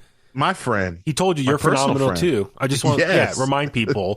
Absolutely. You're phenomenal, Brian. Okay. Yes. Sorry. Anyway, sorry. See, I'm doing the AJ Styles glove thing. sorry not to cut you off. No, but he got to learn from AJ Styles, and now he's got MVP in his corner, and I think it'll work. So you and Omaze have a lot more in common. You both learned from AJ Styles. That's right. Save that for the Bullet Cast. Yes. Yes. You and Omaze are one of the same. So I have to call Omaze now. Yeah. We got a lot in common. We both learned from AJ Styles. Yes. I should change my Twitter name to Omaze number 2. I don't know what you would say. I learned from AJ Styles. Dude, Like, I want you, man. Go ahead, post all those photos when you can. Yes. All those photos. I got to, man. I gotta post them all. Okay. Dang. Okay. I'm definitely posting the AJ Styles one. My buddy. So Bobby Lashley, babyface now. Good for him. We'll save it more for the next podcast, but I'm guessing building him up as another contender for Roman Reigns, who's a heel. So Bobby Lashley is a babyface, and he's doing pretty well on the microphone himself. We can talk about what happened on Raw this week on the next episode. But no, happy for Bobby Lashley and excited to see what happens next. And I think you're right. They saved the MVP turn for Raw because it would just got lost in the shuffle at WrestleMania. It would have, I guess for them, they thought more impact on Raw. All right, next up, a match we were looking forward to, Sami Zayn versus Johnny Knoxville, anything goes match. And I think a lot of people were skeptical about this match. It turned out to be very fun. The press box we were sitting in, everyone was laughing and cheering, and I thought the crowd was laughing. I know I got some flack online from like some serious wrestler journalists or commentators, whoever. People were saying this is goofy, ridiculous. The crowd loved it, and it was very entertaining to watch, man. Yeah, I gotta say that again. I said it. I don't know if I said it on the podcast before. I've me and you have had conversations. I really think that match really proved exactly what I meant by WrestleMania is different. It may not look the greatest on paper, like, oh my God, these are going to be banger matches. It's not going to look like an AEW card. And I say that because a lot of people, New Japan card. Or New Japan. Yeah, thank you. It's not going to look like AEW. It's not going to look like New Japan. It's WrestleMania is going to look like WrestleMania. And if anyone knows WrestleMania is all about the celebrity mashup, a big like moment type matches. And so I feel like sorry, Tommy's walking in with the Braun Breaker shirt on. Let's go. Tommy, you're the man. From Braun Breaker. Sorry. Me and Tommy might be feuding now because Braun Breaker is feuding with Joe Gacy, and I love Joe Gacy. Well, I was gonna say feuding because you also hung out with Braun Breaker. That's right, and he's NXT champ. You hung out with a lot of champions last week. Gold. I might as well have the gold all around my waist. You should have brought the Bulletcast title so that way you could be with Braun Breaker, NXT champion, Becky Lynch, Raw Women's champion. That's right. AJ Styles, multi-champion. I'm saying you're a champion amongst champions. That's your peers. Was it the current at the time NXT tag team champions? Oh, that's right. Imperium. That's right. I'm just saying. Okay. No, but anyway, this match was a lot of fun. I think I tweeted out. It was a mixture of an episode of Jackass, Carrot Top's comedy routine with all the props, and oh my God, what was the third thing I said? Oh my God. But the silliness of it all, it was like Jackass, it was like Carrot Top, and oh my God, with all the props and everything, I'm spacing. But anyway, the match was a lot of fun. The props everywhere, the big hand slapping Sami Zayn, Wee Man coming out, body slamming Sami Zayn. Like I said, Sami Zayn bumped his ass off, flying off to the outside onto the table full of mouse traps. Yeah, he made Johnny Knoxville look like $1 million. The Jackass crew cast that came out there help out. It was very fun. It was very entertaining. People were laughing, and like I said, Sami Zayn did an awesome job selling this. Like I said, MVP of the weekend. Great promotion for Jackass. And I was bummed. I wish Steve-O was there. My buddy Steve-O. That was one thing. Where's Steve-O? I have to text him. Be like, hey man, I thought you were gonna be at WrestleMania. But no, the match was great. And I know WWE's known for their hard camera cuts and stuff.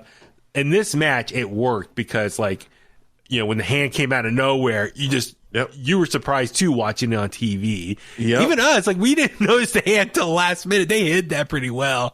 That's what I'm saying. Even being there live, when you seen that happen, it was like, whoa, it came out of nowhere. So it was fun. So they ultimately trapped Sami Zayn in a big mouse trap, human-sized mouse trap. And they pinned him. Johnny Knoxville pinned him for the win. So Johnny Knoxville wins. So Sami Zayn's still mad. Probably conspiracy. So next up, Fatal 4-Way for the WWE's Women's Tag Team Championship. Sasha Banks, Naomi versus Carmella, Queen Zelina, Liv Morgan, Rhea Ripley, Natty, Shayna Baszler. For a match barely 11 minutes, dude, these women went balls to the wall. No pun intended. Pretty awesome match. They knew probably had limited time, so they got all their stuff in, man. This was great. Mm-hmm. I'm trying to think, where was the finish? Let me double check. Sasha Banks gave Carmella the frog splash for the near fall. Sasha applied the crossface, but Zelina saved her. Then Sasha Banks wiped out Zelina with the double knee strike off the apron. And then Sasha Banks and Naomi hit Carmella with that combo glam slam / code breaker. Yeah, that was a cool finish. And then Sasha pinned her for the win. So Sasha and Naomi are the new tag team champs. Team Bad. So good for them. I'm kind of surprised because I thought maybe they might not win. Mm-hmm. That way Sasha can go back on her singles run and maybe go after Charlotte Flair for the title. But yeah, Charlotte's going to be busy with Ronda for a little bit longer. So this is great to keep them occupied for a while. So very happy for them. Let's see what else. Let's power through this. Edge versus AJ Styles. A lot of people think it was going to be match of the weekend. Mm-hmm. Corey Graves said in the interview with us that, WrestleMania 3, everyone remembers it for Hulk Hogan versus Andre the Giant, but most wrestling fans think Ricky the Dragon Steamboat versus Macho Man Randy Savage was the actual best match of the night. So he kind of predicted this could be the same thing because everyone's talking about Brock versus Roman. This could be like technically the best match. The match was good, a little slow. Edge at this heel, trying to be more slower, methodical. Mm-hmm. AJ hit his face on the stage walking out, so that's why he was bleeding. Because you and I are like, how's he bleeding? Yeah. The match was good. Like I said, a little slow. Finally started picking up towards the end. Ultimately, we saw Damian Priest come out, distract AJ. Then Edge was able to, I believe, hit the spear. Let me look it up. Styles, went up for the phenomenal forearm, but was distracted by Damian Priest, who was just standing there ringside. Then Styles went to forearm, and Edge hit him with the midair spear for the win. And then they stood together, Edge and Damian Priest. And we'll talk more about their faction, the rumors, all that stuff. But anything else from that match that stood out for you? Not really. I wish it was better, or at least I wish it was placed better. Maybe it should have gone on before the women's tag match. Okay, but definitely wasn't as good as I expected it to be. Mm-hmm. Again, maybe with Sami and Knoxville and everything that everything. I think obviously having to live up to night one, a lot of what happened on night two was kind of flat. So I know we're running on the clock here, so let me go ahead. So we saw Sheamus, Ridge Holland with Bush take on the New Day. Talk about running on the clock, right? Oh my god! I mean, it got bumped from Saturday, placed on Sunday, and barely lasted 2 minutes. It was a squash match. I thought it was cool. Kofi and Xavier had Big E gear on. That was cool. Just shout out for their brother, who I know is injured with the neck injury. Yep. Yeah, quick match, so not a lot to talk about. So that was kind of a bummer. Next up, we saw Pat McAfee make his WrestleMania debut against Austin Theory. Vince McMahon came out to the ring, and the match was pretty good, man. Pat McAfee once again showed his athleticism. Yeah, Pat, man, is again another one of those outsiders who come in. Doesn't need the paycheck, but he has that passion for the business, for the sport, and it showed in NXT and his feud with Adam Cole and War Games, which I know isn't talked about much on the main roster. But I didn't expect nothing less than that performance.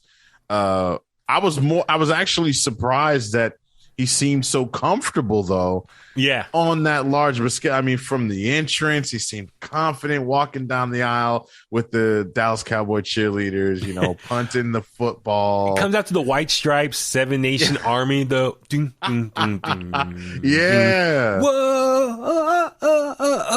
I mean, that was awesome. It's perfect for him. And, you know, Austin Theory, again, who's one of my guys who was renamed to Theory on Monday. Well, yeah, we'll talk about that next episode. We'll definitely talk about that. But I got to give him credit too. Again, people didn't think that match. People were like, oh, man, Pat McAfee. Austin. I'm like, guys, this is going to be good. It's about the moments. It's about, you know, Austin Theory looked like he wasn't nervous at all. You know, and this being his first real WrestleMania. I mean, I know he competed in the not a Thunderdome, but in the Performance Center. Yeah. But it also what's cool is, I mean, Pat McAfee or Austin Theory. How about Vince McMahon introducing him and said he'll be a future Universal Champion? Yep, very much a callback to what he did to Drew McIntyre years ago. So we'll discuss that maybe later. Like, what is Austin Theory's ceiling now? Like, I think the expectations are very high. So hopefully he will live up to all that. But Pat McAfee, dude, like he, flipped off the top rope, jumped back up to pick up Austin Theory to hit that suplex. That was awesome. Pat McAfee showed his athleticism. But ultimately he picks up the win over Austin Theory. Then Vince McMahon got pissed off and threatened that he'll do it himself. And he was teasing, taking off his clothes, his jacket. And then he finally did. He revealed a tank top like his old wrestling gear from back in the day. So he got in the ring. It was ready. It was just, I want to fight Pat McAfee. And Pat's like, okay. They start the match. Austin Theory comes in from behind, attacks Pat McAfee, knocks him out. Then Vince just plays with him, beating up on him. Then takes a football and punts it into Pat's stomach and pins him. Vince McMahon got his first WrestleMania win. He had what, 3-4 other matches before, and he lost them all. So he finally got his first WrestleMania victory. So it was cool. We got to see Vince McMahon's first win and celebrate. Hey, and not only is it his first win, it's like, you know, probably the easiest match he's ever wrestled. Exactly. And then they're celebrating and they're beating up Pat McAfee. And then, of course, we hear, dun, dun, dun, dun. I mean, Stone Cold comes out. Big surprise. No one expected him for night 2. He comes out. He stuns Austin Theory. Austin Theory gave an amazing sell up there with Scott Hall's sell. And then looks down at Vince McMahon, and Vince is trying to calm him down and wants to just have a beer, and they're going to do a cheers. And I was like, oh no, is this WrestleMania 17 all over again? No. But Vince is like, hold on. He wants a sip of the beer, and he's like, oh, it's pretty good. And he takes a sip. And then, of course, Stone Cold goes for the stunner, and it turns into the most worst, disastrous stunner of all time. Man. I mean, Vince, come on, man. You know the stunner is coming. Why do you fall to your knees? And then he's stumbling to get back up. And I could tell Austin trying to grab him. And I think while Austin was trying to recover, he wanted to throw him off the ropes and bounce back into him and stun him that way. But Vince stumbled into the rope, and he was still flopping. So Austin finally just grabbed him and gave him as best of a stunner as he can. It was ugly. Shout out to whoever edited the video afterwards and made it look much better in the replays. Yes. But yeah, so we got to see Austin stun Vince McMahon one last time. Great way to wrap up his weekend. We got to see him wrestle one more match 19 years later in Dallas, Texas. And then what better way to kind of book in his return weekend than getting one more stunner on Vince McMahon. Celebrate, drinking some more beer, stun Pat McAfee. Remember, Pat McAfee had to learn the hard way. DTA, don't trust anybody. Stone Cold's old saying. So he stunned him. Thought he was going to celebrate drinking beer with him. Stun him. I love how he fell outside and Pat McAfee still pouring the beer in his mouth. Great visual. Such a fun segment. So it was so cool. We got some bonus Stone Cold Steve Austin that weekend. All right, let's go ahead and just power through main event. Winner takes all for the WWE Championship, Universal Championship. Roman Reigns versus Brock Lesnar. I'll just say it. They're hyping it as the greatest match of all time. to me, did not live up to those expectations. It was good, but no, it was not the greatest WrestleMania match of all time. I don't know, how about you? What do you think? Yeah, no, it definitely wasn't the greatest WrestleMania match of all time. I feel like they put that next to this match because it was a title unification match. I guess it being a title unification match made it that much better. I get a little bit like if it was just for the Universal title, this match could have been, whatever altogether. Because, even because, again, with it being title unification, it was decent. Wasn't the greatest. It wasn't horrible either. Well, I did like at the beginning of the match,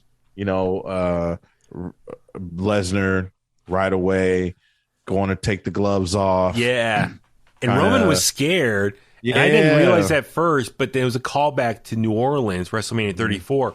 Brock took his gloves off and elbowed Roman in the head, busted him open. So that's why Roman little PTSD, like, oh my God, he's taking his gloves off. And even prior to that, at 31, he took his gloves off and was slapping Reigns in the face. And Reigns was kind of like, come on, it's not all you got type of attitude. So, whenever he sees Brock take those gloves off, I'm pretty sure, Roman's like, huh? Now, well, for me, I guess what was frustrated was, okay, this is their third WrestleMania match. The match kind of played out very similar how the other matches did. It was like, finisher or big spot one after another. Nothing really different. The only thing different was the dynamic. Brock was the baby face here and Roman was the heel versus the other way around, the first two matches. And so they were just going from like suplex, Superman punch, suplex, Superman punch, spear in the barricade, like kind of like all the similar spots we've seen them do so many times. So they weren't really doing anything else different in the match presentation. Ultimately we saw Roman, cheat, hit the low blow on Brock when the ref was knocked down with the ref bump. And then, ultimately, Reigns went for the spear again, but Lesnar caught him, put him in the Kimura. Reigns was reaching for the rope, but Paul Heyman pushed the rope closer to him so he can grab it. And then he was telling Paul Heyman that his shoulder popped out, so he was selling a shoulder injury. And then Lesnar went for the F5, but Reigns slipped out, hit another spear out of nowhere and hit the pinfall. So everyone was kind of shocked, like, whoa, that was kind of an abrupt, sudden pinfall right there. That's the end of the match. And then a lot of people were saying, oh, did Roman really get hurt? There's a lot of speculation. Did he tear his tricep? It was like all red right there up on his arm. He was having trouble holding up the belt on one arm. Right. After watching it back on TV, I didn't see this and notice this in person. I think he was just selling the shoulder injury because he was put in the Kimura and he was telling Heyman, he popped my shoulder. So he was, I think, just selling the shoulder surgery. Everyone was trying to say, oh, he really hurt his tricep. So, like I said, the match, like I said, was a tad underwhelming.